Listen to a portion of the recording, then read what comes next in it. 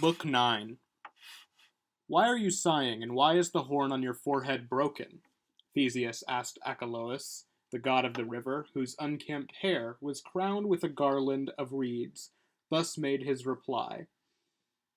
What a dismal gift to demand! Who'd willingly give an account of his own defeats? But I'll tell you the story from start to finish. The shame of losing the battle was less than the glory of fighting it. Failing to such a distinguished man is a great consolation. Perhaps you have heard the name of the beautiful Deianira, whose hand in marriage was jealously sought by an army of suitors, including myself. As soon as I'd entered her father's palace, "Son of Partheon," I said, "I asked to marry your daughter." Hercules said the same, and the others withdrew in our favor. My rival pleaded that Jove was his father and mentioned his glorious labors, the dangerous tasks he'd been set by his stepmother Juno. I urged in reply, "What disgrace for a god to give way to a mortal!" The hero was not yet a god. "Here am I, the lord of the river, which winds its way through your lands, not urging my suit as a stranger, dispatched from alien shores, but as one of your fellow countrymen, part of your kingdom. I say that it shouldn't be held against me that royal Juno does not detest me, and I'm not sentenced to endless labors at her command. Now, son of Alcmena, as for your boast that Jupiter happens to be your father, you're either a liar or else you must be a bastard. The truth of your claim depends on your mother's adultery. Make up your mind then. Either the story's a fiction or else your birth was a scandal." Hercules watched me, as I was making my case, with a glowering look in his eyes. His anger was blazing. He couldn't control it. And then he retorted, "My hand has more power to persuade than my tongue. I'll allow you to win the debate so as long as I win in the fighting." And forward he stalked, looking fierce. As I had been speaking so boldly, I hadn't the face to retreat. My garments of green were discarded. I put up my arms, and holding my hands crooked round at the ready in front of my chest, I was all prepared to wrestle with Hercules. First he gathered some dust in his hollowed palms and sprinkled it over me. Next, I covered his body with yellow gold sand. Then he lunged at my neck and my nimble legs in succession, or else he pretended to do so, and went for each part of my body. My defense was my solid weight, so all his attempts came to nothing. I stood like a massive rock, assailed by the roaring waves in a storm, but never dislodged, secure in its own great bulk. For one brief moment we moved apart, then returned to the battle, standing fast in our tracks, determined not to give ground. My foot was now touching his. My body was thrust well forward. His fingers were gripped in mine, and our foreheads were forced together. I tell you, we could have been two strong bulls ferociously butting to win the prize of the sleekest cow in the whole of the pasture, with all of the herd looking on in a flurry of terror, uncertain which one of the two will win the victory of such great lordship. 3 times the magnificent Hercules unsuccessfully tried to thrust me back as I pressed against him. At last, at the 4th attempt, he managed to break my hold and to shake me off. I was thrown off balance, and then, I'm determined to tell you the truth, he rapidly turned me round and clung to my back with his full weight. Believe me, Theseus, I'm not inventing the details to win myself glory. I felt I was being crushed by the weight of a mountain. But still, with a mighty effort, I slipped my arms, all dripping with sweat, under his and wrenched my limbs from his bear-like hug. While I panted for breath, before I recovered my strength, he was on me again with his hands at my throat. And that was the end of the battle. He forced me down to my knees, and I felt the sand in my teeth. Since I was weaker in manly strength, I turned to my own arts, slithering out of the hero's grasp in the form of a long snake. My body was looped into sinuous coils, and I flickered my forked tongue, hissing like fury. But Hercules laughed and made fun of my magic. "Dealing with snakes is a task I used to perform in my cradle. You may surpass other snakes, Acheloüs, but really a single serpent is hardly a threat when compared with the Hydra of Lerna. That monster blossomed and throve on its wounds, When one of its numerous heads was cut off, it always recovered by sprouting another 2 heads in its place. Destruction caused it to grow, as it put forth branches of vipers sprung from the carnage. But I, great Hercules, mastered the creature and cauterized each neck as I lopped it. What do you think will happen to you, who are merely disguised as a snake in dubious form with weapons not yours by nature? He then proceeded to shackle the top of my neck in his fingers. Helplessly choking, as if my throat had been gripped by pincers, I struggled to tear my jaws away from his strangling thumbs. But once again I was beaten. I still had a third shape left, so I changed once more to a savage bull and returned to the fray. He attacked from the left and clasped my muscular neck in his arms. I then dashed forward, but Hercules followed and pulled against me. Soon he had forced my hard horns down till they caught in the soil, and had laid me flat on top of the sand. But he still wasn't satisfied.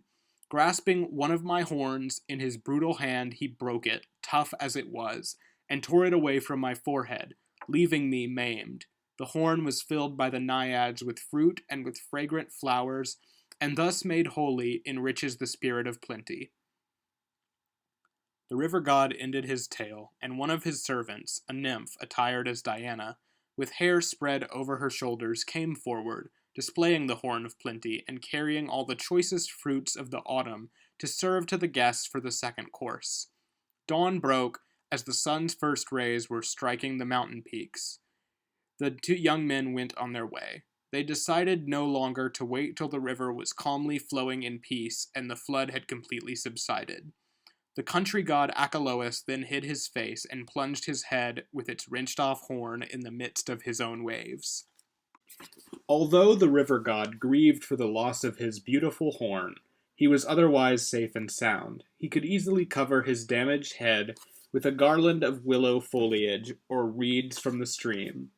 But Nessus, the brutal centaur, was wholly destroyed by his passion for Deianira and shot in the back by a flying arrow. Hercules, with his newly-wed bride, was traveling home to the city of Tiryns and came to the fast-flowing river Evenus. The stream was swollen and higher than usual because of the winter rains, and the swirl of the eddying currents made it impassable. Hercules held no fears for himself, but was somewhat concerned for his wife, when the sturdy Nessus, who knew the shallows, approached him. "Hercules, listen," he said. "Do accept my help. I'll deposit your wife on the farther bank while you swim across on your own." Deianira was pale with terror and frightened of Nessus no less than the stream, but her husband trustingly handed her over. At once, then, just as he was, weighed down by his quiver and lion skin, he'd tossed his club and his bow across to the other bank. He plunged in, crying, "I've beaten one river, and this is the second." Too proud to depend on the waters obligingly taking him over, he didn't wait to explore where the current was most in his favor. Soon he had swum to the bank and was lifting his bow off the ground when he heard a scream. It came from his wife, and Nessus was starting to breach his trust. "Hey, where are you hurrying?" Hercules shouted. "Don't think you can make it, you violent savage. Nessus, you monster, I'm talking to you. Now listen and don't interfere with my bride. If you feel no respect for me, at least your father Ixion's wheel should warn you against the rape of another man's woman. You shan't get away, and had better not trust in those horses' hooves. It's my shafts, not my feet, that will catch you up." And he put his words to the proof by shooting an arrow, which pierced the fugitive's back, right through to the chest, where the point with its venomous barb protruded. As soon as the centaur extracted the weapon, his blood leapt out in a double spurt, commingled with gore from the venomous hydra. Nessus caught some of the mixture and whispered, "You'll pay for my death," and then presented his blood-soaked tunic to Deianira, a gift which he told her could serve to excite the love of her husband. A number of years went by, and the fame of Hercules' deeds had spread through the world and imbued his stepmother Juno with hatred. Oechalia conquered, he now was about to fulfill his vows at Jupiter's temple on Cape Caneum, when chattering rumor hurried ahead and reached the ears of Deianira. Rumor whose joy it is to embroider the truth with falsehood, and grows by her lies to gigantic proportions from tiny beginnings. Amphitryon's son is burning with love for Princess Iole. Hercules' wife believed what she heard. The thought of a rival filled her with dread. At first the poor woman indulged her distress in a deluge of weeping, but later she asked herself, What is the point? These tears will only give Iole pleasure. What's more, she will shortly be here. I must therefore make haste and think of a plan while I may, before my place in my husband's bed has been fully usurped. Should I say how I feel, or be silent? Stay here, or return to Calydon? Leave my own house, or at least put up some show of resistance? Perhaps I had best remember my brother, the brave Meleager, and strike out boldly. Why shouldn't I show how deadly an injured woman's resentment can be by cutting this concubine's throat? She considered a number of different plans, but the one she preferred was to send her husband the shirt which was stained with the blood of the centaur Nessus, in hope of regaining Hercules' faltering love. Unaware what sorrow the tunic would bring her, she gave it to Lycus, a servant who knew as little as she did, with honeyed instructions to offer this gift to her husband. Her husband in innocence took it, and vested himself in the shirt which the hydra's venom had poisoned. The fires had been lit, and now he was offering incense, uttering prayers and pouring libations of wine on the marble altar. The poisoned shirt was exposed to the heat, and its power was released by the flames to creep on its cancerous way through Hercules' body. So long as he would, he suppressed his groans like the hero he was. But after endurance was conquered by pain, he pushed the whole altar over and filled Mount Etta's forests with terrible cries. He struggled at once to tear the lethal robe from his shoulders, but where it yielded it tore at his skin. Revolting to detail, it either stuck to his limbs as he tried in vain to remove it, or else it exposed the bleeding flesh and the massive bones. Even his blood gave a hiss, like the sound of a plate of hot metal plunged into icy water, and boiled in the fire of the poison. The greedy flames relentlessly sucked deep into his vitals. Black droplets of sweat exuded and trickled all over his body. The charring tendons crackled and snapped. The invisible canker melted the marrow inside his bones. Then he raised his hands to the stars and cried, Now feast on my ruin, Saturnian Juno. Feast, cruel goddess. Look down from above on this scene of destruction and glut the desires of your brutal heart. Or else, if my plight cries out to be pitied even by you, my inveterate enemy, racked as I am by harrowing torture, relieve me of life, the life that I hate, the life that was destined for nothing but labors. Death will now be a boon and a worthy gift from my stepmother. Was it for this that I mastered Busiris, who fouled his temples with strangers' blood? That I stole from the violent giant Antaeus the strength that his mother the earth supplied? That three-bodied Geryon, three-headed Cerberus, failed to unnerve me? And was it for this that my hands were able to break the horns of the Cretan bull? That I cleansed the Augean stables and shot the Stymphalian birds? That I caught the deer of Diana in Mount Parthenius' forests? Stole Hippolyta's golden belt by the river Thermodon, and captured the apples so closely watched by the sleepless dragon? Was it for this that I conquered the centaurs and overpowered the boar which was wasting Arcadia's fields? That even the Hydra gained nothing by growing two heads to replace each one she had lost?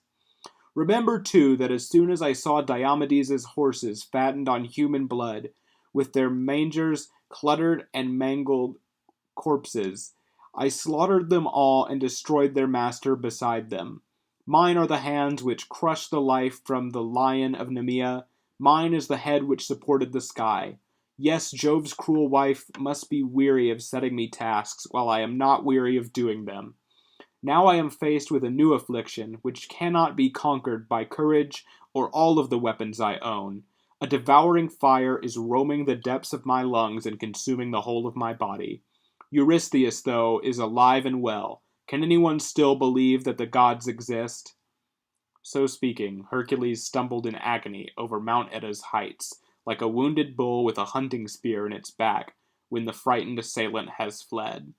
Imagine the hero, constantly groaning and constantly roaring, constantly trying in vain to tear every stitch of his garments away from his body, uprooting the tree trunks, or venting his anger against the mountains, or stretching his arms to his father's domain. There was Lycus, cowering down in the niche of a rock.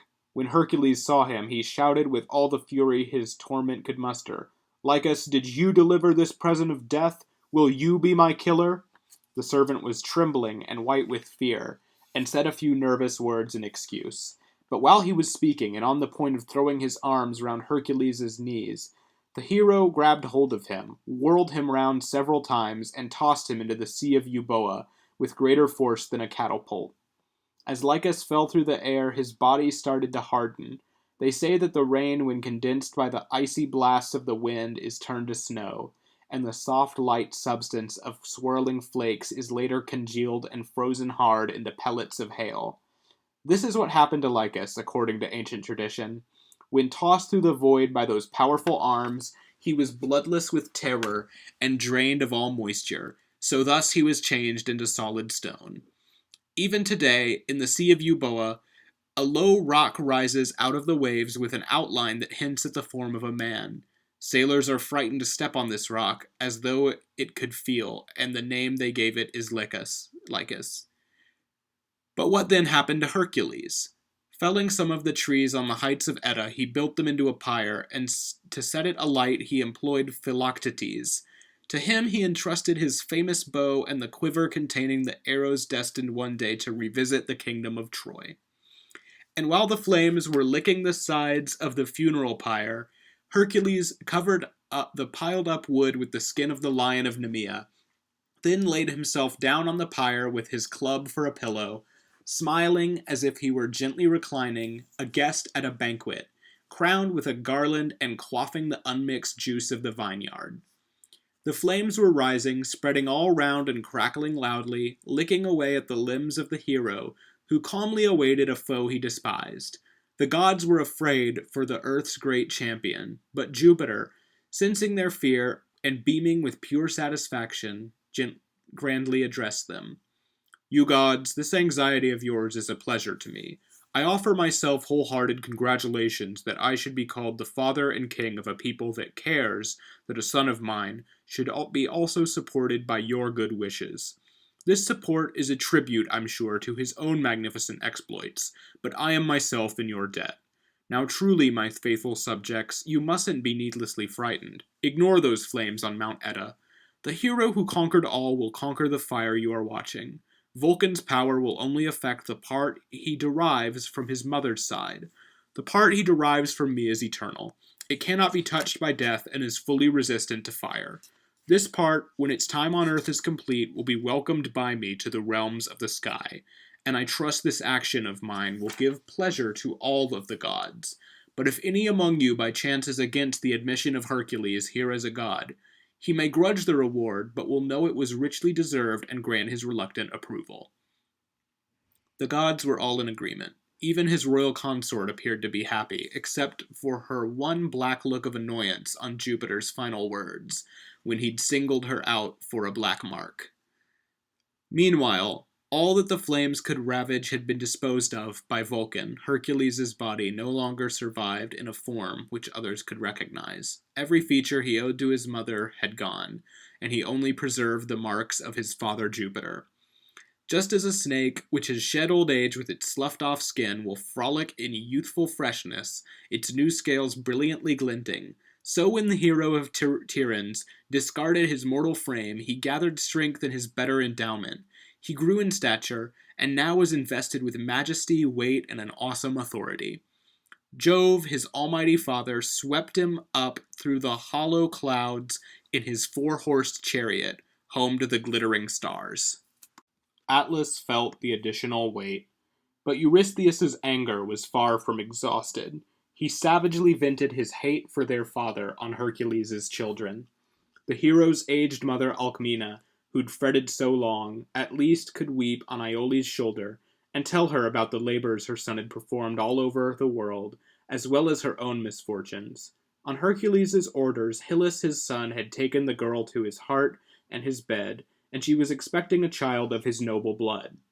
Alcmena then said to Iole, "Now, let's hope that the gods will be kind to you and shorten the length of your pain when your time arrives, and you call in your fear on Eileithyia, the goddess of childbirth. That goddess, on Juno's prompting, was most unhelpful to me. When my 9 months' waiting was over and Hercules, great performer of labors, was due to be born, my womb was stretched to its limits. The child that I carried was huge, so huge you could easily tell it was fathered by Jove. When I went into labor, the strain was too great to endure for long. Even now, as I tell you, an icy shiver runs down my spine, and some of the pangs return with the memory. 7 whole days and 7 whole nights I was racked with torture, exhausted by pain. I stretched my arms to the heavens and shrieked as I prayed to Lucina and all the kneelers, the gods of confinement. Lucina arrived, I can tell you, but Juno had bribed her beforehand, and she was willing to sacrifice me to the spite of the goddess. As soon as she heard my groans, Lucina sat on the altar in front of the doors, with her right knee crossed hard over her left, and her hands with interlocked fingers firmly pressing on top, while she silently muttered her spells to inhibit the labor I'd started. I kept on pushing and pushing as, crazy with pain, I called down futile curses on Jove for his failure to help me. I simply wanted to die. My complaints would have softened the hardest of rocks. As I moaned, the married women of Thebes who were there to support me offered their vows to the gods for my safety and tried to encourage me. One of my servants, Galanthis, a fair-haired girl from a humble home, who always performed her tasks with a will and whose loyal support had endeared her to me, now realized that cruel Juno was up to some mischief. And while this last kept coming and going, in and out of the doors, she noticed Lucina enthroned on the altar, clasping her knees with her arms and interlocked fingers. "Whoever you are," she said, "do go and congratulate mistress. Alcmena of Argos is safely delivered. She's now a mother, and all her prayers have been answered." At once the goddess of childbirth leapt to her feet and unlocked her hands in a panic. My bonds were released, and the baby arrived. They say that after she'd cheated Lucina, Galanthis burst into laughter. At this she was savagely grabbed by the goddess and dragged by her hair to the ground. As she struggled to lift herself up, she was held till her arms were transformed into forefeet. She stayed as busy as ever. Her back lost none of its human color, although now she had acquired the form of a weasel. Because by her lying lips she'd assisted Alcmena in labor, she breeds her young through her mouth and haunts my house as she used to. This curious story was hardly ended, its teller still weeping. Alcmena was tenderly wiping the tears from Iole's cheeks, and weeping no less herself, when the sadness they felt was completely dispelled by a strange arrival. For there in the lofty doorway a young man stood, who was hardly more than a smooth-cheeked boy. Iolaüs, with all his features restored to their youthful prime. This gift had been granted by Hebe, the goddess of youth, in response to her husband Hercules' prayers. She had been on the point of swearing she'd never accord such a boon to anyone else in the future, when Themis prevented her, saying, "Thebes is embroiled at this moment in civil strife. Bold Capaneus cannot be beaten except by Jupiter's lightning. 2 brothers will settle their quarrel by killing each other. A prophet still living shall see his own ghost, as he's swallowed up by the earth into Hades. His son, in a crime that is also a duty, shall dare to avenge his father by killing his mother. Alcmaeon, shocked by his sin into madness and forced into exile, will then be pursued by his mother's ghost and the dog-faced Furies, until his new wife insists he obtain her the curse-ridden golden necklace, and Phegeus' sword has drained the blood of his kinsman. So then Callirhoe, falling at mighty Jupiter's feet, will ask him to add the years Iolaüs has lost to the age of her infant sons, so that they can avenge the death of their father. Hebe's gift of the prime of life shall thus be advanced through Jove's intervention, and children be turned into full-grown men." When Themis, who knows the future, had uttered this stream of prophetic wisdom, the gods indulged in a series of noisy protests. Why can't a similar boon be granted to others? They grumbled. Aurora complained that the years of her husband Tithonus were sadly prolonged, while beautiful Ceres bewailed her Iasion's white hairs. Vulcan maintained that his son Erichthonius ought to be fully rejuvenated, while Venus, with half an eye to the future, was ready to offer a deal for renewal of youth in Anchises. Each of the gods had their favored candidate. Rowdy dissension grew amid all the competing claims, till Jupiter finally opened his mouth. "Have you any respect for me?" he thundered. "Where will this end? Does anyone think they can really defy the decrees of fate? It was fate that allowed Iolaüs's return to the years of his youth. It is only by fate that Callirhoe's children will shoot to their prime, not a matter for canvassing votes or for fighting. You are all subject to fate, and if this makes your subjection more easy to bear, so am I. If I had the power to change things, I'd favor my own sons. Aeacus's back would not be so bent in his years of decline. Rhadamanthus would cull the flower of perpetual youth, and so would Minos, who now is despised for the bitter weight of his crabbed old age and has lost his kingly authority." Jupiter's speech won over the gods, and none of them, seeing Aeacus, Minos, and old Rhadamanthus weak and exhausted, felt justified in complaining. When Minos was still in his prime, his very name was enough to strike terror in mighty nations, but now enfeebled he lived in fear of Dione's son, the proud Miletus, a sturdy young man whom Apollo had fathered. Though Minos believed that the youth was plotting an insurrection, he hadn't the face to drive him out of his house and home. Miletus fled of his own accord, got hold of a fast-sailing vessel and crossed the Aegean, until he landed in Asia and built the walls of the famous town named after its founder. Here he encountered Cyane, child of the winding Meander, wandering round the bends of her father's stream. The result of their union was Byblis and Caunus, twins of astonishing beauty. Alcmena sighed as she ended, distressed to remember the servant who'd served her so well. Then her grandson's wife, fair Iole, spoke to her. "Mother, you grieve for the change to Galanthis's form, but she never was one of our family. Now let me tell you the curious fate of my very own sister, although my tears of sorrow constrain me and almost prevent my speaking. She was an only child, as I had a different mother, and known as the loveliest girl in Oechalia, Dryope. Long in the past she'd been raped by Apollo, the god of Delos and Delphi. Although she wasn't a virgin, Andromon made her his wife, and the match was considered a good one. Picture a lake with sloping banks like the shore of the ocean, ringed by a circle of myrtle trees.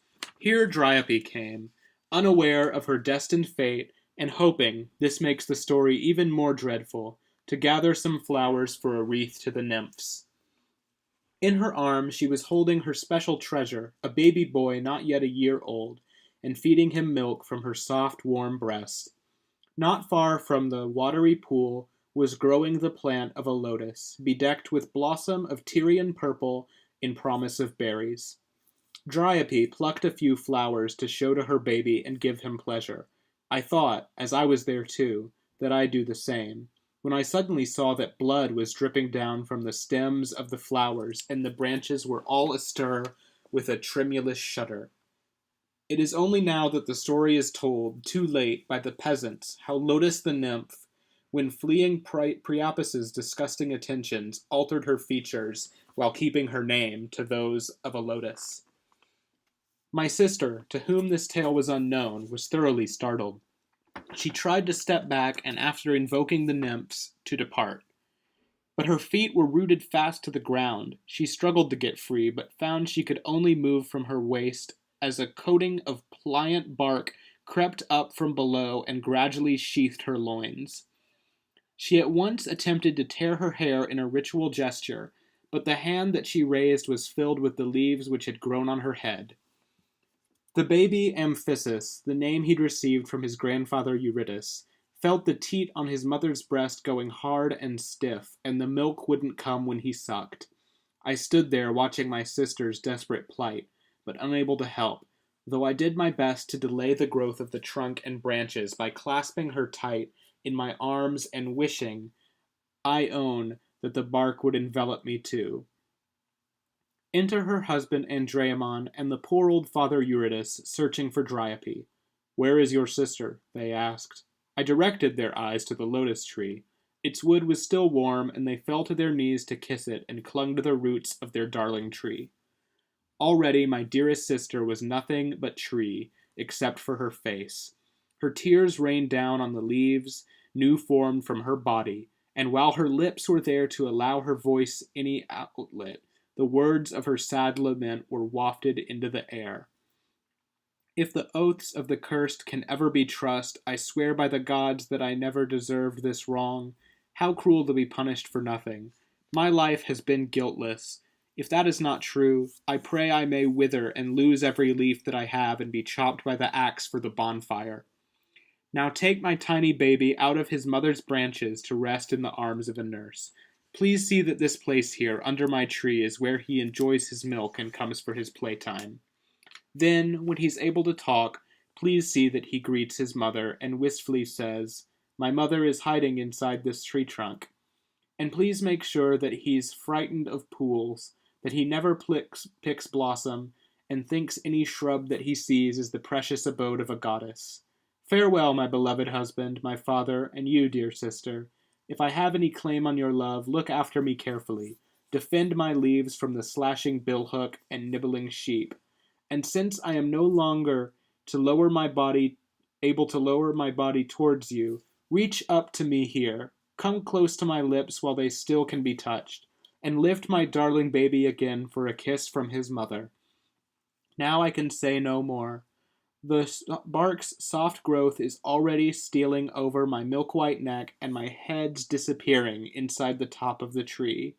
You may keep your hands from my eyes. The coating of bark will cover and close them without your help." She breathed her last in her final words.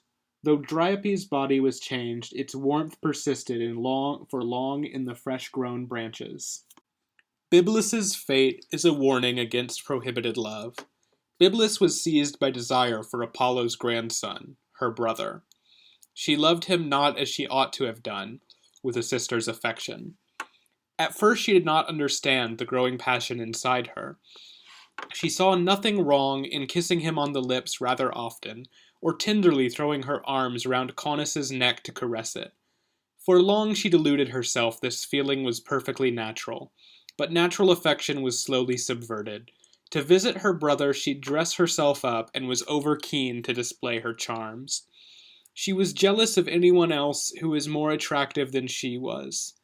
The truth hadn't dawned on her yet, however. Her passion inspired no prayers to the gods, but the fire was raging inside her heart. No longer was Caunus her brother, she hated the name, but my master. She wished he'd address her as Byblis and not keep calling her sister. Still, in her waking moments, she wouldn't allow incestuous thoughts to invade her mind. But when she was peacefully resting, a vision of love would appear. She even dreamed that her brother and she were one flesh. Although she was lying asleep, she blushed. When she woke, she lay quiet for a while, as she tried to recapture the picture she'd seen in her dream. Then, torn by conflicting emotions, she cried out, "How wretched I am! What on earth can it mean, this dream in the night? No, it mustn't come true. But why am I having these dreams? He's beautiful. Even his worst detractors would have to say so. I like him, and I could love him, if only he weren't my brother. And he would be worthy to have me. But sadly, I am his sister. So long as I never attempt to commit such a sin in the daytime, it doesn't matter how often it happens at night in my dreams. No one can witness a dream, and dreams give a kind of mock pleasure. O Venus, O Cupid, winged god who attends on your mother so tender, what great joy you have brought me! How vivid the passion that thrilled my body!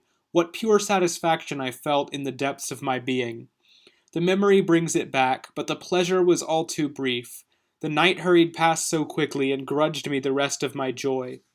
O Caunus, if I were permitted to change my name as your sister and be your wife, how good a daughter I'd be to your father. What's more, dear Caunus, how good a son you would be to mine. If the gods would allow it, there's nothing we shouldn't be sharing in common, except for our blood, though I'd wish you were nobler born than myself. Well, beautiful youth, some woman or other will bear you a child, while I, who've been cruelly allotted the selfsame parents as you, am merely your sister, and all that we share is the bar that divides us. So what is the meaning behind my dreams? But what's in a dream? Can it have any substance? Yet even a dream can come true, perhaps. May the gods forbid it, but gods have certainly slept with their sisters. Saturn was married to Ops, whose blood was the same as his own. Ocean and Tethys are husband and wife, like Juno and Jove. But the gods have rules of their own. It is idle to measure our human codes and customs against the different conventions of heaven. No, I must either expel this forbidden desire from my heart, or else, if I cannot, I pray for death before I give way, and so to be laid on my funeral pyre, where my brother can finally kiss my lips. Yet kisses require two lovers' agreement. I may be willing, but he will judge it a hideous crime. But Aeolus' sons weren't frightened of going to bed with their sisters. But how do I know about them? And why do I quote this example? Where am I rushing? Away, away, you incestuous longings. Don't force me to love my brother, except as a sister should. If Caunus himself, however, had fallen in love with me first, if he were burning with passion, perhaps I could gently surrender. In that case, Byblis, if you would never reject his advances, woo him yourself. Will I manage to speak and confess that I love him? Yes, your love will compel you to do it. If shame makes you tongue-tied, your hidden feelings can be revealed in a secret letter. Thus she decided, and thus she resolved her conflicting emotions. Leaning up on her side and resting her arm on her elbow, "Now I'll show him," she said. "I'll confess that I love him to madness. Heavens, where am I drifting? The fire is consuming my heart." With trembling fingers she scratched the words she had formed in her mind, her right hand guiding the pen and her left controlling the tablet. She'd start and she'd stop. She'd write on the wax, then curse what she'd written, inscribing and then deleting, amending, rejecting, approving, alternately putting the tablets down and picking them up. She just didn't know what she wanted. Whatever she thought she would do, she at once was averse to. Her face was a mixture of shame and defiance. She started her message, "Your sister," but quickly decided against it. Smoothing it out, she scored the following words on the tablet. "Your lover wishes you well, and unless you respond to her greeting, she'll never be well in herself. She's ashamed, so ashamed to give you her name, but if you would know my desire, I wish I could argue my cause without disclosing my name till my prayers are answered. My hopes are fulfilled, and you acknowledge and call me your Byblis. You might indeed have guessed for yourself how wounded my heart is. My pale lean cheeks and my sad expression, the eyes that so often are filled with tears, the sighs that I utter for no clear reason, they all could have told you. Perhaps you remember my frequent embraces and noticed the kisses I gave you were scarcely those of a sister. But all I could do I did. Though grievously wounded by love, though the fire of passion was raging inside me, I tried so hard, the gods will bear witness. I tried at last to come to my senses. I fought so long, poor girl that I was, to escape from the deadly arrows of Cupid. The pain I bore was greater than any you'd think that a girl could endure. But now I'm defeated and forced to confess that I love you. In fear and trembling, I beg you to help me. You have the power to save or destroy the one who adores you. Decide which choice you will make. This isn't the prayer of a foe, but of one, though she couldn't be closer, who asks to be closer yet, who asks to be bonded to you by chains which will fully unite us. Rules are for prudish old men. Leave them to explore what's permitted, to define what's right and what's wrong, and observe nice legal distinctions. Young people in love can afford to be flexible, even foolish. We still don't know what acts are allowed. We take it that nothing is barred, and in this we follow the heavenly God's example. We are not to be stopped by a stern old father, by solemn regard for our name, or by fear. If we have any reason to fear, we can hide our dalliance under our cover as brother and sister. There's nothing to stop my holding a conversation in private with you. We already embrace and kiss each other in public. What more do we need? Oh, pity the one who confesses her passion and wouldn't confess it unless she were forced by a love so extreme. Don't let your name be carved on my grave as the cause of my death. The tablet was full when she'd traced these futile words in the wax, so full indeed that the final line was scrawled in the margin. At once she sealed the proof of her guilt with a precious stone, which she dampened with tears as her tongue was too dry to provide any moisture. Finally, blushing with shame, she called to one of her servants, and nervously flattered him, saying, "My friend, I know I can trust you. Please carry this letter to—" After a pause she added, "my brother." Just as she gave him the tablets to take, they slipped from her hands to the ground. Though the omen perturbed her, the letter was sent, and the servant found a suitable time to deliver the secret inside it. Young Caunus was simply appalled, and had only read part of the message before he suddenly flushed with anger and threw the thing down. Then, scarcely refraining from striking the terrified servant's face, he shouted, "Get out while you can, you vile incestuous pander! You'd pay with your life if your murder wouldn't disgrace my name." The poor wretch took to his heels and reported this savage reply to his mistress. Byblis paled when she learned of her cruel rejection, and trembled in fear as an icy chill swept over her body. But once her senses returned, her passion was kindled anew, and soon the air was echoing round with her furious outburst. "I've brought it on myself. Why was I such a fool as to show how deeply I loved him? Why, when I ought to have hidden my wicked desires, did I make such haste to commit them to writing? I ought to have sounded his feelings out beforehand by carefully dropping mysterious hints. I ought to have taken note of the wind by reefing my sails, and made sure it was blowing behind me. My voyage would then have been perfectly safe and have brought me home. When now I have spread my canvas to winds that I left untested. The storm is sweeping me onto the rocks. My ship has capsized. I am sinking into the ocean depths, and there's no way back. What is more, clear omens warned me against indulging my love at the time when I ordered my servant to take the letter. The tablets were dashed to the ground and showed that my hopes would also be dashed.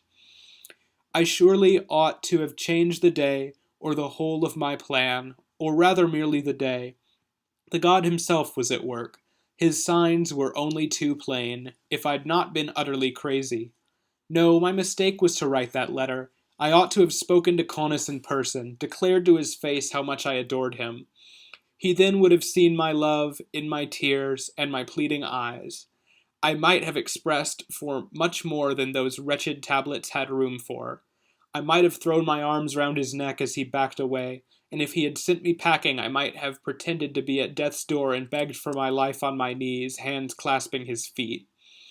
If any appeals could have softened his heart, they would have been tried, and if each entreaty had failed, they might have succeeded together. It may be the case that the servant I sent was in some way at fault. He can't have approached him correctly or chosen a suitable moment. He failed to wait for a time when Caunus was free to take notice. These errors have harmed me, but Caunus isn't the son of a tigress. His heart isn't made of unyielding rock or intractable iron, compounded of adamant, nor did he suck at a lioness's teats. He'll yield. I must woo him again. So long as I've breath in my body, I'll keep on trying to bring my pursuit to a happy conclusion. If what I have done could be cancelled, best not to have spoken to start with. But failing that, I must go on fighting until I have won. Supposing I now abandon the struggle, my Caunus will never be able to put my audacious attempt quite out of his mind. He'll imagine, because I have given up, that I never was serious, or else I was testing him out and doing my best to entrap him. He'll certainly think me the victim of common desire, and not of the god who is burning and breaking my heart with the power of his full strength. Finally, I have committed a wrong which I cannot undo. I've written my letter and asked for his love, my intentions exposed. If I venture no more, my reputation's already tarnished. There's little to lose by further appeals, but much to be gained. Thus she reasoned, and such was the war in her wavering heart, that she wanted and hated to make the approach. But reason lost out in the end, and the poor girl suffered the pain of repeated rejections. When Byblis's pursuit was ended, her Caunus fled from the country, as well as from incest, and built a new city on foreign soil. It was then, they say, that Miletus's daughter was driven by sorrow completely out of her mind. It was then that she tore her garments away from her breast and pummeled her arms in her frenzied grief. Her madness was now for the world to see, as she freely admitted her criminal passion by leaving her native land and the family home she detested, to follow after her fugitive brother. Just as the Thracian Maenads, aroused by the thyrsus of Bacchus, return again to their third-year rites when the time comes round, so Byblis was seen by the brides of Bubassus, raving and screaming through all the breadth of their country. Her travels took her through Caria, home of the warrior Leleges, thence into Lycia's pastors. Soon she had passed by Cragis and Limery, crossed the waters of Xanthus and come to the ridge of Chimera, the monster with fire in its belly, the breast and head of a lion, and the tail of a serpent. When Byblis emerged at the edge of the forest, too tired to pursue any more, she at last collapsed on the hard earth, hair disheveled, and lay with her face pressed down on a pillow of fallen leaves. The Carian nymphs repeatedly tried to support her limbs in their gentle arms and suggest how her lovesick heart could be cured. But her ears were deaf to all consolation. She lay unspeaking, her nails digging into the grass as she watered the earth with her tears. They say that the Naiads supplied these tears with an underground stream which could never dry up, the greatest tribute they could have accorded. At once, like resin drops dotting the bark of a new-cut pine, or bitumen stickily oozing out of the oil-rich earth, or ice, which melts in the sun when the spring returns with the balmy breath of the mild west wind, so Byblis, Apollo's grandchild, melted away in her weeping and changed to a mountain spring, which even today is known in the valley as Byblis's spring, and steadily trickles out by the foot of a dark-leaved ilex. The story of Byblis's miraculous change would perhaps have spread through the 100 cities of Crete if the island had not been faced with a recent surprise near home in the transformation of Iphis. Long ages ago, in the region of Phaistos, not far from the kingdom of Knossos, there lived a little-known man with the name of Lyctus, a freeborn person, though one of the people, with wealth no greater than might be presumed from his humble birth, but thoroughly honest and well respected by all. When his wife was expecting a baby, and coming close to the time of the birth, he gave her a warning. "My prayers are two. They are first that your labor will prove as easy as possible. Second, I hope you will bear me a boy, or else I'll be faced with a burden beyond my means. So if by chance, pray God it won't happen, your child is a girl, though I say it reluctantly, asking forgiveness for such an unfatherly thought, you must kill her." After he'd spoken, the tears poured down the cheeks of them both, the husband who'd given the order no less than the wife who'd received it.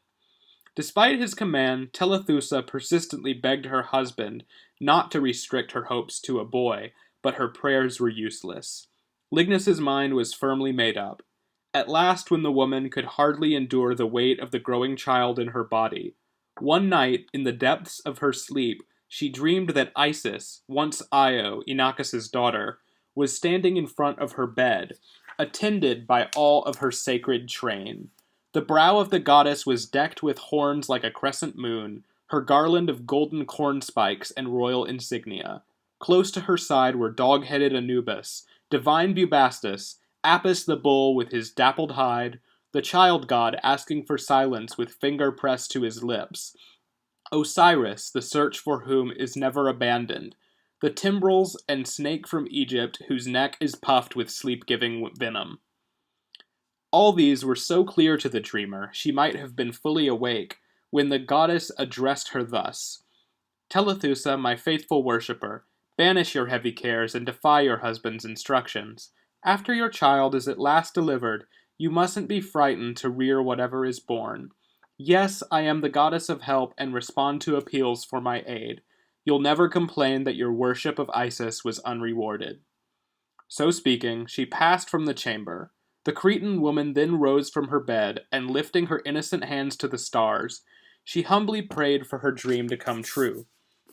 Telethusa went into labor. Her baby was quickly delivered and entered the world, as a girl, though the truth was withheld from her father. The mother enjoined her people to take good care of her boy. The pretense was accepted, and only the nurse was let into the secret. Lyctus fulfilled his vows to the gods and called the child Iphis, his grandfather's name. This pleased Telethusa because it was common to either sex and meant she could use it without deceit. So the falsehood, inspired by her motherly instinct, went undetected. The child was always dressed as a boy, and whether you'd think of a girl or a boy, her form and features were lovely to look at. 13 years had gone by when Iphis's father arranged a marriage between his son and a fair-haired girl called Ianthe. This girl was the daughter of Cretan Telestus and famed for her beautiful looks, a dowry indeed, among the maidens of Phaistos. Equal in age as well as in beauty, the two young children received their earliest lessons in school from the selfsame teachers. Hence their falling in love with each other. Their innocent hearts were aglow with a similar fire, but their expectations were different. Ianthe looked forward with joy to the wedding night they'd agreed on, and thought that the lover she took for a man was her man-to-be. But Iphis loved without hope of ever enjoying her loved one, which made her passion the stronger, a girl in love with a girl. Almost in tears, she sighed, "Oh, what will become of me now? I'm possessed by a love that no one has heard of, a new kind of passion, a monstrous desire. If heaven had truly wanted to spare me, it ought to have done so. If not, and the gods were out to destroy me, they might at least have sent me some natural normal affliction. Cows never burn with desire for cows, nor mares for mares. Ewes are attracted to rams, and every stag has his hind. The same with the mating of birds. Throughout the animal kingdom, the female is never smitten with passionate love for a female. I wish I had never been born a woman. I wish I were dead. But Crete is the land of every perversion. Pasiphae lusted after a bull, but her love was a male. My passion is wilder than that, if the truth be told. Pasiphae, though, could hope for her lust to be satisfied. Daedalus built her the wooden cow, and by this trick she enjoyed her bull. She at least had a lover to cheat into taking her. Even if all the skill in the world could be mustered here, if Daedalus ever returned to Crete on his waxen wings, what on earth could he do? Could he use his arts to transform a girl like me to a boy? Could he change Ianthe? Iphis, you must be brave now, and take control of your feelings. Shake off this reckless and foolish passion. Remember what sex you belong to, unless you can cheat yourself with your own deception. I am to achieve what is right, and love as a woman is bound to. Love cannot be born, it cannot be nourished without some hope, but your situation is hopeless. You're not kept off from your lover's embraces by guards, the watchful eye of a jealous spouse, or a troublesome father. She doesn't herself reject your advances, but still, you can never come to possess her. Whatever may happen, for all the efforts of gods or of men, you cannot be happy. So far, to be sure, not one of my prayers has been refused. The gods have been kind and have granted me all that they possibly could. My wishes are backed by my father, Ianthe herself, and Ianthe's father. It's nature alone, more powerful than all, who opposes the match and is out to destroy me. Look, the day that I long for, my wedding day, is approaching. Ianthe will soon be my wife, but not be my own. Surrounded by water, will die of thirst.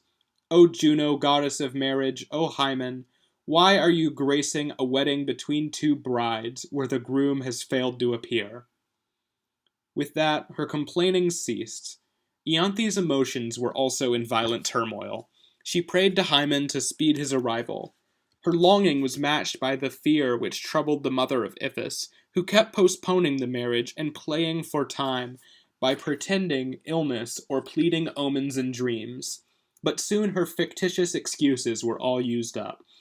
The moment for lighting the torches was almost upon them, and only a day remained. So then Telethusa removed the fillets encircling her own and her daughters' heads, and with hair flowing free, she clung to the altar of Isis. Goddess who haunts Paraetonium, Lake Mareotis, and Pharos, who dwells on the Nile which divides itself into 7 branches, help us, we pray you, she cried, and allay the fear in our hearts. It was you that I saw long ago in my dream with your well-known emblems, and recognized all. your attendant train and the jingling beat of your tambourines. It was your commands that I stored in my memory. Yours the counsel, and yours the gift which allowed my child to survive and me to escape from my husband's anger. O pity us both and grant us your help." Telethusa wept as she ended. The altar of Isis stirred, apparently moved by the goddess. The doors of the temple trembled. The moon-like horns of the statue shimmered with light, and the sound was heard of the rattling timbrel. Still anxious, but heartened at least by such a propitious omen, the mother then left the temple, and Iphis followed behind her, with longer strides than she normally took. Her girlish complexion had lost its whiteness, her limbs grew stronger, and even her features sharpened. Her bandless hair seemed cut to a shorter length. She felt a new vigor she'd never enjoyed as the female she'd been till a moment before. That female was now transformed to a male. "Telethusa and Iphis, bring your gifts to the temples in fearless, confident joy." So the two of them brought their gifts to the temples and added a brief inscription, a plaque containing this one verse: "Offerings Iphis pledged as a girl and paid as a boy." Dawn broke on the following day, and the world was flooded with sunshine. Venus, Juno, and Hymen assembled close to the nuptial torches, and Iphis the boy then won his beloved Ianthe.